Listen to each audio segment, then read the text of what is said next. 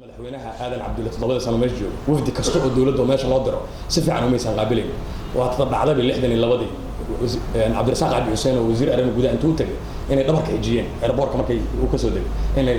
dhabarka xijiyeen asaguna xoogaa wax yar oo ah mar walba cabdirasaaq nin militant ah oo aan u soo istaagin shacabka grievances-kooda marka waa laga qorayo maamahadii siyaasadeed ah reer waqooyi waxa ku qurux badan tiisii jeedka marka waxay ahayd wax iska sarkistig ah oo meesha qaban loo baahnaa in la qanciyo shacabkaas okay laba markuu magacaabay waxa laga filayay inay ku sii wadaan jidkii mas'uuliyadeed ee madaxweyne aadan cabdulle oo ku waday systemka dawliga ah asoo dastuurku awood u siinay inuu dawladda soo farageliyo oo la socdo ayuu aadan cabdulle waxa asaga goostay shakhsiyan tababarka iyo trainingka dawladnimo ee soo maray 10 sano ka horreysay inuu indhaha ka eego qaabka wax u socdaan qaabka wax loo magacaabayo qaabka wasiirada qaabka xataa safiirada loo magacaabayo inuu soo ku darsan oo indhaha ka eego dad badan taas hadda dastuurkeena dib u aqriso waxay u haystaan in uu ahaa head of state iska ceremonial ay haystaan ceremonial mid ah ee wasama hadda eegto dastuurka awoodo badan oo madaxweynuhu lahaa laakiin asaga shakhsiyan in own personality wuxuu xushay bal inuu eego oo san xukuumadda ku faragelin bal shaqadaas ay wado soo dastuurku hadda aqrisid hadda Ethiopia ku soo aqriyay archive-kooda koobigii oo original ay haystaan oo kii waaga baarlamaanka uu qeybiyay safaaradaha uu qeybiyay ay haystaan tii safaaradooda la geeyay waad yaabaysaa waad cajabaysaa markaad akhrisid si inda critical ku fiirsid waad cajabaysaa marka isla markiiba waxay bilaabeen inay xukuumaddii dib u soo geliyaan dadkii mucaaradsanaa cabdirasaaq cabdi xuseen iyo aadan cabdulle dadkii ay corruption ku ciriyeen kuwii ay waxa weeye banaanka dawladnimada ka dhigeen in la yiraahdo marka kaalaya dadka dawladnimo darta kuwii marka maxaa ka sugaysaa marka nin qabay political garage dakana siyaasadeed nin kale u hayay waxaad ka sugaysaa xukunka meesha waa inuu ku sii adkaysto awoodii loo sii xoojiyay inuu sii dhuuqo labadaas sano saasay galeen doorashadii ku timid marka 69 corruption-ku wuxuu noqday wax aan laga sheekayn karin labadaas sano waxaa fadhiya meesha oo qoraya noodkiisii yaala John Dresden wuxuu ahaa nin British ah gumaysigii hore Ingiriiska ka haray waqooyi Soomaaliga yaqaana dhaqankeeda aad u darsay ilaa hadda waa nool yahay wuu muslimo waa Ilaahay waxaan bariyaa inuu cumrigiisa dheereeyo nin aad u fiican Hargeysa degan yahay waa duqow inaan soo arkana waa rajeynaa insha Allah asbuucay soo socdo wuxuu qoray dawladdu wuxuu yahay la taliye ilaa 60 la taliye inuu noqday nagala taliyo qaab qabiirnimo noola talinayay dhismaha adaha sida booliiska kale nagala talinayay militariga dawladda qaabka u soconayso noodu qoray oo yani wuxuu ka mid noqday guddi dawladda u saartay bal waxaan corruption ka sida lagu baabi'in lahaa inay saaraan marka noodu qoray uu leeyahay madaxda dawladda waxay aaminsan tahay kuwa wadanka u sareeyay in corruption-ku qayb yahay investment yani wax yani la maalgashado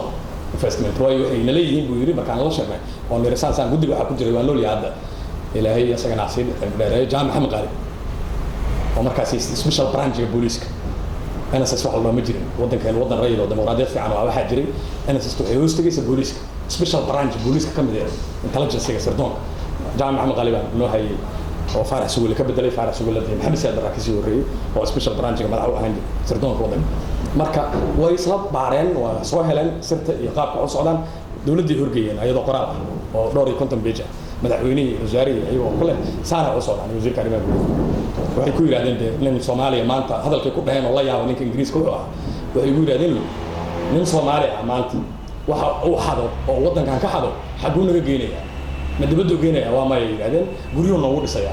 waa saa guriga investment ee waarkeen ku leeyahay yani inuu wadankii yani xoog siibayo wadanku waa qof meel taagan oo corruption-ku hilibku jara dawladnimada hilibku madba mid gooyaa markuu maalinba mid jaro oo seed cuno oo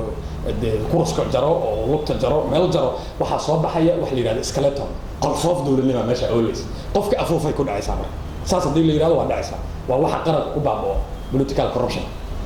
okay waxa dhacda marka yani corruption-ki waalidiis in journal Talyaani qoray waana yaala waan uga dhigay intuu la yaabay political corruption-ka meesha yaala asoo farta ku fiiqayo wasiirka arrimaha gudaha wadanka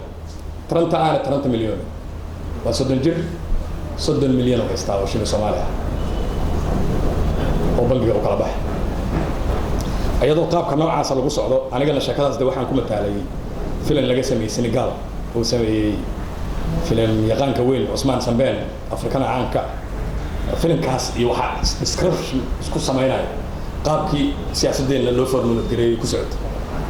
واد أكتين واحد على reer galbeedka oo budgetka la gabay miisaaniyadda dawladda ku shaqeynayso 60 ilaa 69 miisaaniyadda dawladda waxa lacag ku daraayay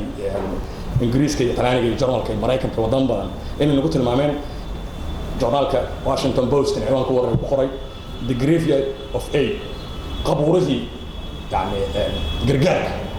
mucaawinada in lagu tilmaamo ayaan gaarnay wadankayaga sumcadiisii halawday ayadoo saa socotaa doorashadii la gaaray marka la galay doorashadii intaan la gaarin ka hor way wada fariisteen madaxdii xukuumadda waa sida maanta socoto kale waxay ka tashteen oo xoogooda isugu geeyeen saan ku soo noqonaa marka 2 sano oo nagu yartaa waqti yar weeye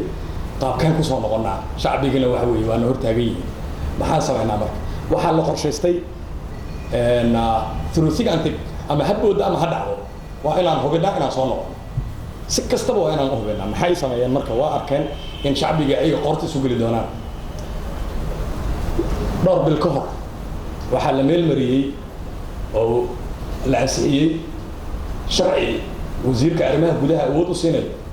inuu doorashada asaga sidoo doona u ka yahay awood authority weyn supreme authority inuu yeesho doorashada qaabka loo formulate gareynayo iyo formatkeeda frameworkeeda inuu asaga u yahay macallin waxa la yiri marka wasiirka arrimaha gudaha isla markiiba decreto asna soo saartay uu leeyahay waa qoran tahay waa haya koobigeedu uu leeyahay taliyaha ciidanka booliska waa inuu aniga iyo simaada toos institutionadeena waxay noogu abuurmaan institutionna madax bannaan xukuumadda waxay ku wada shaqayn kartaa inay kala madax bannaan yihiin haykaladii dawliga ahaa executive-ka inuu gooni u madax bannaan yahay kii prime minister-ka iyo xukuumadda judiciary oo ah garsoorkii inuu ka madax bannaan yahay inta kale legislature-kii oo ah garsoor xeer dejinta inuu madax bannaan yahay laakiin marka dhammaantood ay jeeb qof ku wada dhacaan waxay horseedaysaa deeqasi qalalaase iyo dictatorship iyo dagaallo iyo colaad in qore in lagu kala baxo marka ilaa sharcigii yaa meesha ka dhamaaday sharcigu qofkii yaa sharci noqday isaga yaa sharci loogu tagay marka markuu taa ansixiyey taliyaheenna ciidanka booliska waa diiday wuxuu yidhi no ma qaadanayo ma yeelayo aniga institutionkeena saan ku waday howshaas ku socota ma yeelayo okay markuu saa yiri inay ku degdegi karaan ma ahayn awood badan loo ahaa career-kiisana si fiican u soo dhisay waxaanu ka shaqeynayay aqoonteedii leh yaraan ku soo bilaabay maxamed Ashar Muuse waxay ku yiraahdeen marka okay decreto kale soo saaray marka wasiirka arrimaha gudaha uu leeyahay taliyaha qaybaha guud ee gobolada 8 gobol oo wadanka iyagu ahaa ayadoo ma baan waday waxaan rabay inaan ku tuso slideshow laakiin ma noo shaqeynaa ma 8 gobol taliyaasha qaybaha 8 gobol 2 gobol oo waqooyi 6 gobol oo koonfurta toos waxay u hooseemanayaan wasiirka arrimaha gudaha marka uu heerkaas la marayo taliyay ciidanka booliska wuxuu geeyay istiqaalad doorashada intaan la gelin iga qabo yiri waa ka tagay waa isaga tagay markay sidaa dhacday waxaa lala hadlay taliyay qaybta waqooyi 2 meel waa in gaar loo hubiyaa 2 meel wax kalaba hal la dhacay 2 meel waa inaan shaki la gelin inay dib u soo noqdaan waa ra'iisul wasaarihi Maxamed Ibrahim Cigaal iyo wasiirka arrimaha gudaha Yaasiin Nur Xasan Bid 2 meel ha noqdaan budo gaar u tuman waxaa lala hadlay taliyay qaybta iyo governatorihii meesha qaybta xukuumadda gobolka waqooyi ayadoo la leeyahay rar burcakara berbergeed waa meesha wasaaruhu ka soo galay baarlamaanka taasoo la yaabeen ayaa ku noqotay waxay arki jireen ma waa phenomenon cusub rargii xagga afgooda ka qaad oo dhigligay ka codeeyay wax yani u jeedaan natiijada dhalinta qaabab noocaas ah doorashada ay aan loo qorsheeyay oo loo qaabiyay saasay tahay dad dhageysato radio Muqdisho waxa yaalo codadkii ra'iisul wasaarihi iyo wasiirka arrimaha gudaha hadla ficilka socdo iyo hadalku ismalaha waxay ku hadlayaan doorashadu waxay noqon doontaa xalaal waxay noqon doontaa xaq habeenkii hadlayaan bariyo kala doorashada soo socda annaga hubin doona shacabku hadii ay garoobo shaqooyin noocaas ah shacabku soo ka dharagsan qaasatan dadka magaalooyinka ku nool dadka arban jooga magaalooyinka dad waxay ahaayeen wacyi galsan jaraa'id aqrista fahamsan say u socdaan joornaalada aan soo baxay waxa uu fiican waxay tahay dadka fikirkooda waxa dhiso haddii adaan la helin perspective kale oo garab yaala kan dawladda dadku ma ogaanayaan wax socdo dadku waxay u baahan yihiin dad wax u sheego waxay socdaan dad u sheego nasiib wanaag waxaa socday jaraa'id aad u fara badan waana yaalaan jaraa'idka inkastoo wadankii oo keydkiisa halkaan ku burburay safaaradaha gadanayay safaaradda ingiriiska tan maraykanka iyo faransiiska iyo kulli dee waddanku markuu burburana waa qaateen iyo tan etoobiya xataa kaydadkooday dhigaan waa yaalaan haddaad tagto qaasatan library of the congress library baarlamaanka maraykanka waa library ugu weyn oo dokumentigeena ugu weyn meeshuu yaal waa washington iyo rome iyo london waa dokumentigeena dowladda yaala xataa iska daajira iyo waxa marka haddaad joornaalada aqriso waad fajacaysaa afrika oo xilligaa joogta dad saa wax u qori karay oo dowladda uga sheegi karay waa cajabaysaa يعني قرطة اللي سوق بني كينيا أو جوما كينيا توجه من جرائد قراء أو صاص وحقوق قري كرا دولة ما ضح على قبل يجودوا كل عادي أنا قال لما قبل كري ودكتي ضد قضية شرقية يغنانا مجعلة يوسف العر جورنال كي ضلكوا قري وقري يسوق قري عبد الرزاق عبد الحسين يعني والله شكيست أنتوا كمان وصل فريسان ويوسف العر كشك كيسان قلبي جا يا حجاري يعني صدق يعني من دي باركيسا كل عايز عمل واحد صبح وصاقر ولا أبيك عبسية لوسي سحني وحو قرأ يعني إسكاقر ما هنا واحد جرو وصاقر وماشي يعني لينكستو مرة كغار وكل دورشة دي مركز هدان كنا قلنا واحد علي ماليه قال سيئوه بيان إنه صلى تاني مدحي الدولة لبا ميلا لديكتي سيجويك إن لغا صدقت for example أنا جي مدحة waxaan rabaa inaan doorashada ku soo noqdo waxaan seejada dhiganayaa Shangaani iyo Xamarweyne labadaba ana ka tartamo oo dawladda ah tan hadaan ku qado tan ku soo baxaa macnaheedu waa waxaan dhicin ba hore doorasho u dhacday oo wadan ka dhacday ma jirin waa sharciyo ayaga sameysteen oo gacantooda ku sameysanayaan waxa kala dhacday oo lala yaabay oo qalabaasaana keeni doontay qaska in la socdo ragga ayaga mucaaradsanaa oo ka soo horjeeday waxay yiraahdeen ma soo tartami karaan qaasatan ragga ka baqayeen labanayna cabsidooda ay shiishka saarayeen ugu cabsi badnaayeen وعبد القادر محمد آدم صوبي يا عبد الرزاق عبد الحسين ووقف درايين او سبوكني عين ايه دودي هبين والبايدينه ماشي عن اسبوعك دبك وهو كلها حفيز صار دبت دير واحد دوسن ميدك كا قبنayso marka maxmed axtooyir kima habeen wal meeshu qeyb leeyahay sax shacabka Soomaaliyeed na dareenkooda waxaan ka soo horjeedaan dadku dad waxa dadku u badnaa xilligaas oo ahaan Soomaali waxay u badneed dad xalaal qoodata oo dameer leh say wuxuu dooranaysaa ka garan kartaa sida maanta kale qof walba ku weydiinay maxaa lacag haysataa ma ahayn dadku waxay wax ku kala xulinayeen choices iyo options yaa maanta dadka wadi kara yaa corruption kala diraa yaa xulunada dad dameer Soomaalnimo wali ku hartay wadaniyadii ay abuurtay Israel ay ku dambeyseen ahaayeen marka halkaas uu ka qeylay Cabdi Rasaaq labadooda marka la taageer jiray inay si ku soo noqon doorasho maxaa la sameeyay marka for example Cabdi Qaadir Zoobo kale buraha ka baa waxa la hadlay Ibrahim Boolis oo ka ADC hubiya la yiri inuu Zoobo meesha ka soo ninka dawladdu wada ka soo saar meesha seejada total adiga gidi baa taa Zoobo dadku rabaan waa ognay dhaheen waan ogyiin inuu for fight ku qaaday iyo overwhelming inuu ku soo baxay in cod karo oo afdheer oo hadal yaqaana dadka qalcin karo waxa hogaamiyahoodana ay u arkayeen una ahaba marka maxaa ku haystaa weeye Ibrahim Boolis Zoobo maxaa ku haystaa waxa jira xataa personal garage dadkana siyaasadda personal ah jirta isku haystaan lixdan iyo afartii ayaa Zoobo oo Cabdi Rasaaq Cabdi Xuseen rag soo xusho kamid ahaa wuxuu Ibrahim Boolis ka soo ceeriyay jilib oo liiska ah asoo wax ku eediyay hadana doonay dhigtay liiskeedina asaga la boortaan ku qori doonaa marka meeshaan la yiri waa arso annagana naga hay Cabdi Rasaaq Cabdi Xuseen sajadiisa asla galkacay u taalay waa shakiyay wuxuu isir ama meeshaan laga bootiyaa waa meeshaan waa Yaasiin Nuur Xasan Bidow wasiirka arrimaha gudaha meesha asna ka iimaanay ama balaay ka raacda garow aad marka waa meesha ku soo koro dugsi quraanka ku soo oo asoo labilaatan jiro ka soo tagay oo xamar ka soo galay marka meeshaas oo naftiis ku aaminay laakiin inuu gaalkacay iska sii jooga loo qaato nin popular oo ahaa Yaasiinka waa saaka baqay oo yiri ama kan adig ku cunaa la faala Yaasiinka markuu wuxuu sameystay waa wasiirka arrimaha gudaha dekrato soo saartay jariibana wuxuu ka dhigtay degmo jariiba oo ku darsan doorashada wax xirko yani qaabka loo formulate gareynayo doorashada in faham loo yeesho okay election kiisa noqotaba waa dhacay 64 xisbiya tartamay waa doctor idaacadaha marka laga hadlayo VOA BBC iyo dad badan oo rabo inay fargeliyaan dimuqraadiyadda 60 ku xidhan 83 xisbi ahaayeen 126 ahaayeen wax noocaas 64 xisbi ay ahaayeen sida jaraa'idka maalinta soo baxay ku taal iyo magacyadooda waxay ku tartamayaan 123 xubnood oo parliamentarian ayaa lagu tartamaya yaa tartamaya marka waalida dhacday 2214 xubnood waxaan noqonay Afrika wadanka ugu xisbiga badan koob adduunka wadanka labaad ugu xisbiga badan xubnaha ugu badan bay tartamayaan election maxaa noo keenaya saas labadaas sana qaranku wuxuu noqday qofka meesha kaliya ka taajiri karo inuusan ahayn ganacsi uu samaysto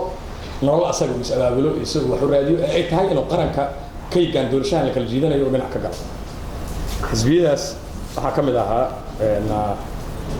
qaar waxay wataan qaar sumad waxay ka soo dhigteen qabiilkooda geela calaamadii lagu samadeynayo qaar waxay ka soo dhigteen socialist dad iska communistiyaal ah shuuciyiina qabiil kaliya ma ahayn laakiin qaabab kala duwan Partito Laborista Somalo Partito Tol iyo Tigaad Wadaag Giovanni Fakrini Somali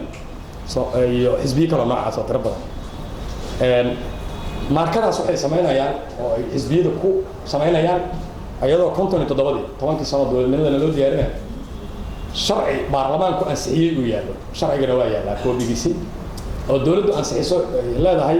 ma jiri karo Soomaaliyana dib uma dhalan karo xisbi magac qabiil wato marna ma dhacayso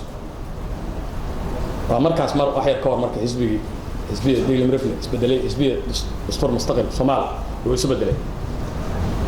ilaa shan marka waxa dhacday doorashada laftirkeeda markay arkeen qaabkay wax ku socdaan inay soo fargeliyeen CIA-da iyo KGB-da marka inay ayagu asxaab samaystaan marka doorashada dhinacooda kala galeen ruushku wuxuu samaystay ilaa 15 political parties 15 xisbi siyaasadeed oo safaaradda Moscow ay maalgelisay waad ogtihiin halkaan wixii ka dambeeyay 63 markii aan aadnay Russia ciidanka u doonanay iyo noo tababaraan Moscow ruushku halkaan wuxuu ka sameeyay xarunta u weyn ee KGB-da ku leedahay Afrika halkaana laga duulay Angola halkaana laga duulay Mozambique halkaana ay galaabyada Afrika laga abaabulay halkaana la isku dayay Jomo Kenyatta in laga wareejiyo xukunka halkaana Haile Selassie laga wareejiyay dad badan ma ogo deetadii KGB-da ku taalaa wixii ay fasaxeen qaar ma fasaxeenba okay say u kala galeen iyo codadka u kala heleen iyo qaabkay ugu kala baxeen xisbiyada waxa ka mid ahaa xisbiga la oran jiray ubax flower waxa wata oo bilo ka hor samaystay waxaad oran kartaaba isbuucyo ka hor 5 isbuuc ka hor waa hal bil iyo isbuuc Umar Artaqaali safiirkeeni wuxuu ahaa marka doorashada intay dhicin ka hor wuxuu ahaa safiirkeeni noo fadhiyay Addis Ababa halkaas oo safaaradii kaga soo tagay iska soo casilay dhulka uu soo maray alaabtiisa soo wato waa tartamay inuu MP noqdo oo dadka ku soo baxo ku jiray laakiin shuruucda kala duwaneed waad ogtiin 60kii markaan dawlad noqonay waxyaabihii lagu wareeray oo institutionadii haykalka dawladnimadii wax yar ay ku leeleeyaan waxa kamid ah waxa la mideyn waayay qaab dhismeedkii qarannimo qaranka waqooyi u qaabaysnaa iyo kii halkan u qaabaysnaa kaas Ingiriiska qaabiyay kana Talyaaniga qaabiyay waxyaabaha yani dhacay waxa kamid ah qofka civil servant-iga ah ee dawladda u shaqeeyo sida civil servant siyaasi ma waa qofkii dawladda waday dawladda dadkii cayilinayay oo habeenayay laakiin hadda halkan waxa laga isticmaalaa qaab siyaasadeed mar walba xukunka yimaado kuwa hore dhan la cunaa ninka wasiirka xataa من أجاسمي جود أجاسمي على أسبوع سنة كي هو أجاسمي شو أحياء أو عيدنا كوسا قرآن كل أسبوع سعدان يكون هاس كوسا بلا مجد وحاول غير بقى كان أجاسمها جود وكوسا بكتير وكان أجاسمي وحيد كوس شغينا هذا سنة سعود وسيل عارك ولا مقلمة وح قرن من لو جيدا هنا معه وأنا وح قف كستو متعلم فهمي كرو لكن ليه ما أنا مضت كجد كمرة يلا وقل دوا بعضه أوكي واحد سنويان سيفل سيرفنت تيجا وغويجو إنجليزكو ما قالين دي دورشين وقالوا شرعي كمان عاي دورش ما قلي كرو وإنه أسئلة وإنه إذا هذا أجاسمي جود أنا هاي وكاس الكيجي وكتجين لوضعي برلمان وترتميا ومركي أي ترتن كدم بدعي كونتري سجال وقوي ترتن كمركي لسوق جلاي مركزي ترشح رجع عن سحيان إنجليزكو وهذا أكتي النظام في إنجليزكو مرة هو كفي يعني نظام هذا كله جميسي طب إثبات كقرن مقاط وقع به ما لو كنت حتى كفاهم كرتا طليان وهالك حقوق به أجاسمي جود هي أجاسمي وحيها نك الدورة وسوق استاجي البرلمان وما أنت وترتميا حضور العالم بري ماشي سوف فري عفيسك سوق شغالة qaab kaas ma ogolaanay Ingiriiska halka waa laga ogolaado waana ku socod oo lagu ma guuleysan in dib loo qaabay qaabkaas la soo waafajiyo labada in la soo waafajiyo oo ka fiican la qaato akan waqooyi yaalay si loo abuuro waxa la yiraahdo accountability iyo transparent yani tus oo taabsiis ay u dhacday wax cad oo aan daasaarnayn lagama abuurin oo baa loo guuleysan way say ku dhacdaba laakiin wax uu noo soo socdo ma hagaagi kareen ummadii Soomaaliyeed marka وحسين وكالة ترتمايين دولتي أيضا قرش كيس أيضا أقاليه هيس بابورت البوليس كان قليا ميليتري الدورشري سياسيين الدولة قام كراد مشروع الله يا وحكوت المامين قار أنا نايست وحقول لك بدنا كان بدو معانينا ما يقدر مركا أنت لا يابين سيوحوا السودان أوكي waxyaabaha kale oo wanaagsan ee leedahay waxa kamid dad badan waxay sheegaan qabiil la isku dooranay ay dhahaan oo mana dhicin si ka duwan ay doorashada u dhacday shacbiga ku nool magaalooyinka wuxuu resist gareeyay oo hor istaagay dawladdu si rabtay inay doorashada ka yeesho dadka ayada ay rabtay lacag kasta ku bixis inay soo doorato ay hor istaageen dadka heavyweight dad ah wasiirro waaweyn oo dawladda kamid ah ayaa madaxa laga jabiyay meesha oo soo bixi waayay oo soo doorashada soo gali waayay si Allah la si kasta soo dayay inay doorashada dhaqaale kasta ku dhiibaan waa soo bixi kari waayay meelo badan wareer baaba ka dhacay oo waa la isku dilay waxaa jira gobol hadda halkaan waa taliyihii booliiska diiday inuu gacanta la galo say u socdaan taliyihii militariga wuxuu yidhi shaqada waa qabanaya anaa qabanaya meel meeshaan oo seejataada waxaa tartamaya nin mucaarada oo dadkuna jecel yahay rabaan iyo nin dawladdu wadato wuxuu u diray laba xidigil ka tirsan ciidanka xoogga dalka waa aabihii ninka dawladda wadatay wiilkiisii wey tag hubi odaga inuu soo baxo waa hubiyey because asagaa waardeynayo sooladihiisa wata meeshu taageen dadku waa codaynayaan waa ujeedaa ninka mucaaradkii ugu shubaya odaga u gadiyey marka odaga u gadiyey dadkii xanaaqa marka dadka ninka mucaaradka wataa tiro badan oo miyii ka yimi toorreey meesha waa dhuftaan waa dirisho waa ku dhuftaan waa dhintay odagiyaa loo sheegay marka loo tegay waa sheeko siyaasadeed oo u baahan jaamacadaha afrika xataa in la gaarsiiyo si cashar looga barto inay dhigaan political science-ga dadka odagiyaa loo tegay waxaa la yidhi waxaan ku wadaa good news and bad news war wanaagsan ood ku farxayso iyo war aad ka dhexdid wuxuu yidhi ii horumari warka wanaagsan wuxuu yidhi maya aan horumariyo kan xun kaasaan ugu daran mayo ii horumari kan wanaagsan wuxuu yidhi doorashadii waad heshay alxamdulilah wiilkaagiyaa sameesha lagu dilo bad news wuxuu yidhi ilaahay waa i baray sida wiil loo dhalo laakiin sida doorashada loo galaa shaki iga jiray saas haddaan helay alxamdulilah heerkaasaa la gaaray yani waalida noocaas ah ayaa dhacday oo waali ah okay qaabkaas markay dhacday doorashadii waa laga soo baxay 123 ay heshay Israel oo Israel aan markaan ahayn Israel qarankeedii dib loo qaabeeyay ee tahay loo qaabeys Israel markaan waxaa madax ka xigaan okay 73 ay helaan kuma filna inay xukuumad ay kaligood u leeyihiin majority ka yihiin ay soo dhistaan xisbiga ku guuleysta doorashada ayaana dhisayay xukuumadda prime ministerku xisbigaas uu ka imaanayay maxay sameeyeen marka ilaa dawladii wali gacanta ku hayeen baarlamaanka subaxii uu furmay habeenkii shaqeeyeen guriyaha la soo galay waagaa la baray nin walba meeshiisa lagu shaqaaliyay xisbiyada ka yimid oo dhan wixii xisbiya ka soo galay ilaa 34 xisbiya adkaatay oo xubnahoodu soo galeen doorashada inta kale waa daateen nin walba waa la soo shaqaaliyay subax baarlamaanku ka hadlay wuxuu soo dhacay kulligood 123 kulligood hal nin ma aha inta kale waxay isu dhintay dawladda markaas waxay raadinayaan wasiiro iyo wasiir ku-xigeenno si kale oo qaranka aan uga cuni karto malaha aan ahayn inaad xukuumadda gasho waayo structure-ka abuureen aha waa structure ayaga ay samaysteen oo dastuurkeena noogu qornay dastuurkeena wuxuu ku leeyahay lixdan haddaad akhriso wasiirku wuxuu ka imaan karaa xisbiga dawladda haya xukuumiga iyo banaanka laakiin ayaga waxay ka dhigeen haddaa xukuumadda galayso waa una xisbiga xukuumadda ahdo xukuumaddii xisbiga waxay ka dhigeen intertwine laba bataana wada dhashay oo hooyo caloosheed ka soo wada baxay ayay ka dhigteen marka qofka si kale wax u noqon kara male dadkan dee xisbiyadu u tartamana dee waad ujeedaa natiijadoodu waxay noqoteen ayaga ku beeraan hal nin ay yidhi no oo istaagan baarlamaankaana waa cabdirasaaq cali xuseen kelmad aan soran karno waxay ahayd wax yaroo shaki ah ayuu meesha ka yimid oo ahaa alla waaxid wa ana waaxid ولا يا برلمان كي رجع حتى كم حيو أسوأ الجو وصحيح مركا شكوى لي هاي شكوى لي كاسنا وحيابها هو kala ka dhacay markuu hal mar isku wada eegay tan Soomaaliya ma eegin oo laga eegi doono wuxuu ku tilmaamay caalamka weyn ee siyaasadda Afrika daraasiyay dadka looga dambeeyana kamid Jean François Bayard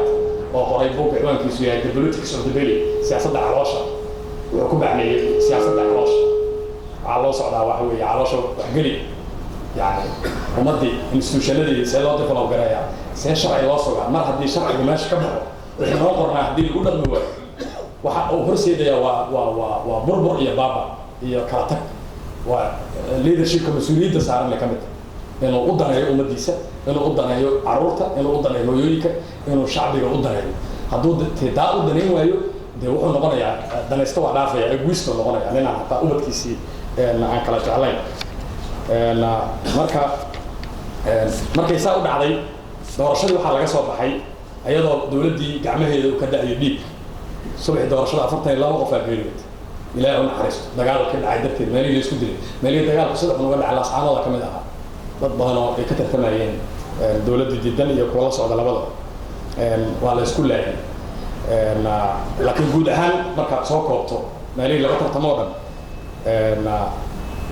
42 qof aa ku dhimatay waxyaabay u dhimanayaan waxaa ka mid ah dawladdu inay samaysay meelo la yiraahdo no go zones meelo aan la geli karin waa meelo ay calaameeyeen oo laga tartamayo oo dhahan xisbiga dawladda kaliya ka tartami kara nin kale ma tegi kara waxay ayaga jeebkooda ka samaysteen waxay ruuxa uga dhigaan lista unika liskaas waa budo gaar u tumano meeliya jawaa la yaqaanaa nin ka soo bixi doono marka wax lala yaabay noqotay meelihii lagu dagaalamay Soomaaliya ka mid ah dagaaladu ka dhaceen qalalaasa badan ay abuurtay qalalaasi maxaa dhacay marka xukuumaddu waxay soo baxday ayadoo unpopular dadku ay nacladayaan ayadoo gacmaheedu saan sheegay dhiig ka daayo ayadoo aan legitimacy u lahayn waddanka xukunta markay saas ku soo baxday March May waxay ku dhawaaqeen xukuumad tii hore waxba laga bedelin laakiin la qaqaaleeyay oo rag la rabay oo dhinacyada kale ka soo goostay rabay inay ku soo darsadeen markay soo galeen hadee bela kadib waxaa dhacday militarigu isagoo codaynaya dareenka dadka in uu waddanka inqilaabay madaxweynihii la dilay 15 October 1969 ninka dilaya loo kiristay inuu dilo uu yahay nin ku doodaya Said Orfano in jufadiisa meeshay degaysa qabiilkiisa jufada uu ka dhashay iyo jufadii madaxweynaha سو على سليمان بوها مدعوين عثمان محمود اسكو شغل سجلتها لو لبا اهي او اي لبدا قبيل كلا قادن جيرين ستوريكال انت تاريخيا انت دورشده دحيس ان باشا مدعوين كان دلتay labadaba isku darsay labana la dawladdu geyso laba xaaje in labadaba dafaan ayadoo saa loo isticmaalay isagu loo kriistay inuu dareenkaas laga dhigo in madaxweynaha lagu dilay laakiin saas xaqiiqada aysan ahayn oo waxyaabo kale oo waaweyn ay jireen istaraatiijiyado kale oo caalami ah oo sirdoon caalami ku dhex jiro in asaga loo kriistay inuu madaxweynaha dilay Said Orfano Said Abdi Ismail madaxweynihii ka uu kaga siiyey laascaanood barqacad subaxii 12 doornimo baabuurkiisu ka degay ku dhuftay xabado Sheekh Muxtaar ra'iisul baarlamaankii waddanka oo la socdo agtaaga kor isku dayay ilaa laba meel inuu ku soo dilay dhiciis dhinaca meel u dhow baargaal iyo bareeda iyo badar ziyaada soonahaas ceebta bandarjadii agteeda madaxweynuhu maray madaxweynuhu u booqanayay abaara dhacay oo dadka aad u curyaaniyay ummadda ku nool waqooyi bari ilaa iyo soonaha lugaal hadda iyo sool iyo sanaag ilaa waqooyi bari soona mudug soo gaaray oo dadka aad u baabi'iyay ayuu rabay inuu indhihiisa ku soo arko meeshaasuu tagay marka laakiin waa laga daba waday rag ayaa ka daba geeyay meesha walba uu marayo laakiin uu lahaa jaaniskii uu xabadda ugu dhufan lahaa madaxweynihii meesha ku dhintay shan cisho ka bacdi militarigii oo socda habeen madow dal 3 in the morning 1 October 21 October inay militarigu ka soo baxay xerooyinka militariga ayadoo xisbiga dawladda uu ka doodayo yaan ku bedelnaa madaxweynihii yaan ku bedelaynaa ninka qabanayo xilka oo madaxweynihii bedelayo ayaa la isku barlaaya xukuumadda prime ministerkii cigaal wuxuu rabaa inuu asaga wato inuu qubiyo inuu madaxweynaha noqdo soo asaga hawsha u sii wado يعني waxyaabaha taas structure-ka muujinaysa ده هجانكم مركو روميو مسؤولية مديس كسارة هجانك حلاشة على مدى نوجر تحكم ده يهجانك في عام إن وكتناسل دنتيس وتناسل أمض سكوبان كان دمدو من تطلع أنت بعيسنا جلالك كجحر دونا ترسلنا وكسير اللي دونا وحيو كوبان وترمان تصعد يعني أمض لوجود دليني ضد لوجود دليني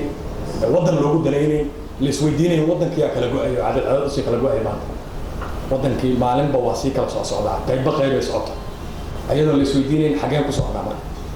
جد كأن مرينا وجدنا حاجين نوضع واحد وأقولي سنة ومصوم عصفنا لكن حاجين جيني عشر أنا ونكبرني وعن قصة البلدية بدل ما وصل دار وضدك بدل ما وصل لنا سأدوكتين وضن كينيا دبلو قاري ما قرن مديني ولا قاري أنا ما قابيس سومالي قابيس تمام قاب كمان تقارن في سومالي كوسة لسه قد مبدي يا الله والله نمكن ولا حتى ما قرن قاب يقول كوا ما أنت بدأ قرن كينا قاب كويا يعد قابيس تموج هذا هذا ويدش ما كان الله ما هو بعيد قرن كينا قابيسين جوار يوحى وفر يوجد الدين شبه الحين waxaan ugu leeyahay Jubbaland galmudug ma oga baa iyaga waa qaab dad kala samaysa waa 90 ilaa hadda wax laga soo shaqeynaa waa hirgeli waayeen ayaga lagu hirgelina wadan cadcad loo kala guuray oo qarankiisa la curyaamiyay meel uu ka socon karo meel uu soconayo malaha qofka rajo ka qaba inuu saar ku socon doonana de waa qofkii aan sheegay leeymaan oo wixii qaab qaran burburay qaabka dib loo soo qaabeeyo aan ama deegaranay ama meeshii laga wadi lahaa ogeey waxa loo baahan yahay waxay tahay ummadda Soomaaliyeed wixii dareen leh ayadoo mutacallimkeeda kaashanayso ayadoo waxgaradkeeda kaashanayso ayadoo culimo diinkeeda kaashanayso ayadoo indhagaradkeeda kaashanayso inaan dib uga xajoono qarankeena qaabko aan u qaabeynayna ku waa ogtii formal samaysta waxa formada isku jira waxay ka sheekaysanayaan sida ayaga dantooda aan lahayn saxiixna yeeshaan baarlamaanka ayaga inay soo qortaan ninka waa State of Somali Republic dantiisi wax ka wada xajoonay baa Somaliland san ka yeelnaa waa tagaysaa ma jiro maxaa nooga qorshe afgooye maxaa nooga qorshe la isma weydiino san yeelnaa dadka wada xajoonayso ama cid isweydiinayso ma jiro waxaa la isweydiinayaa aniga san ku soo laabtaa si aniga dantayda noqonaysaa for example waxaan la ogeyn waxay tahay dhaqaalaha Somaliland maanta ayadoo oo isogay ayaa si kala duwan ترتيب وحرمي دين عيتوبي رحمانته بعيشة لعونا وح لسوق هذا يقلعتي وهو وكإيمانية توبي وضن مركو وضن كلا دقالة هم كحرمان بوضن كاسة إسكال ما هو كبير كلام ما له وضع عمله إسكولن ما أنت دويت إنجليز كوا يقولوا يقولوا دقالة ده بونك إنجليز كانوا كلا يقولوا يعني بونك إنجليز ماشي أوصل قولين يا دقالة إسكول هذا يلا بدو ما بليس سوق جارين اوكي بخاليه Somaliland هذا كحر كي هيران سكرات جو كحر من كي باقي بكو كي بونتنا كي Jubbaland كحر من دي محل لو يلوي وقرن كان كان شيكيسان هوا سو قرن كي وجه من ما صار مسؤولي سو واجب ما صار سو إذا انت اسوي دينما وما حمرك سيدا أنا ورتي كرنا وين أمد البرامجية وين أمد قلوبته اللي قليا ضمير يضمنه دجالك سكاي وحو أبو رشان لا تجلسه وحو أبو رمي باهي يجاز بدل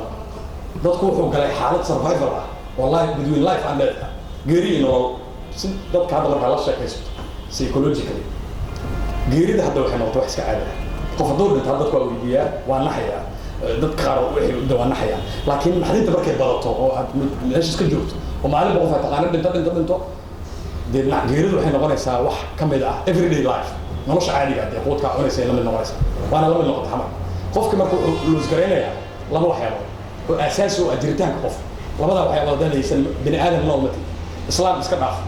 ويومن بي إمتي وإنتجرتي إبورالت وشرف يا ضمير العكس تقاعده وحي اللوسية عن أداد بعمل لكن ضمير كان وقصي سيدا كين ما سواحلي أنا أعلم كين لا نودو ودرس كيا ما سياسي لي دورشان كل كلام وحي هذا كقاب تاجر كتوجا قرنك بابا حوليس لكن أوعى مسكين كل الله غير ودنا كان ينو ديركو وقاعد وقوة لكن قد وانا سمعها مرة والله دورشة كيف ولكن ما قشان دولة ده كسر نقولنا شيء ما قشان دورشة والله على مدة تصاص هي الأردن كبروا كسر نقولنا لكن على الدعوة ضمير كودي هيك جالس وسواحلي وأنا كنا جميسي قاعد على سو من نقول إنجليزي كتلاني الوضع وحين نقول تمام من سومالي ضد كأفريقيا هو عقل قبل وحو قريني الإنجليزي هذا يلا 1941 afartan iyo halkaan wuxuu ka ahaa بوليس ميليتري كان المقطع انجليزي بوليس نوايا ميليتري نوايا وبيجوا قرج جري ورجلي وهو وقرا كوا عن أركيا وصومالي كوا عن هذا وقت إذا كمل ما علمت علم اللي سوق جالسي أقانت رجل البيت كل سوق جالس ما علمت كعانك وشو سوق جال أفريقيا ولا أي حكومة تذكر ساسي يعني قالوا كنت الماميس ما أنت وحنا نقرن ودن كأدوك أبو كم صومال صوباي ترسبار international يفيري ودن كل اللي تأدوك عون قرن كأدوك أبو باب أصلا هذا الله جاري يوكرين مدحلو waa aqrisan waa yala waxaan ku wada isla joog ilaahay ma u doonayo waddankayga aniga Soomalization ka dhacay Soomaaliya kale inay noqoto ma rabo Palestine waa arkaysaa Tunisia waa arkaysaa Soomaaliya oo kale ma rabo I don't want it to split like Somalis sida Soomaaliya kale nacda ugu go'o qaranku saan noqdo annaga marka mas'uuliyadda saaranta dameerkeena iyo integrity-geena ay raashan waa dadkeena ku wacyigelinaa idaacadaha la fariisto raadi muqdisho lama ogola in la tago TV ديمقراطية أنا كشاكين ما لها لك ومدنا وحمل شيء كذي إن أمضوا ورباهي هذي جرتي واجرتي وصح قفين كرا يمر شلا تنصر دي وعلى دبعتنا شوف كارول كل واحد عبط أنا كلينا دبعتنا ما يسوت أفريقيا ودم بدنا يسوتها لكن لو واحد يبغى ويكمل يجي راشين كقراءة ساك صعود وإنتجرتي إموراليتي هذي كهران دي واحد هاي ليفين ده ميت صعدوا أنا شرف يقدر نملها أيات وإن أدليست أي لا سد كي يسوي حلو ويقول وهي العقل كان كقاعدة دار لكن إيمانك إصلاح إخلاصك إن لقيته وما سنتي نقرأ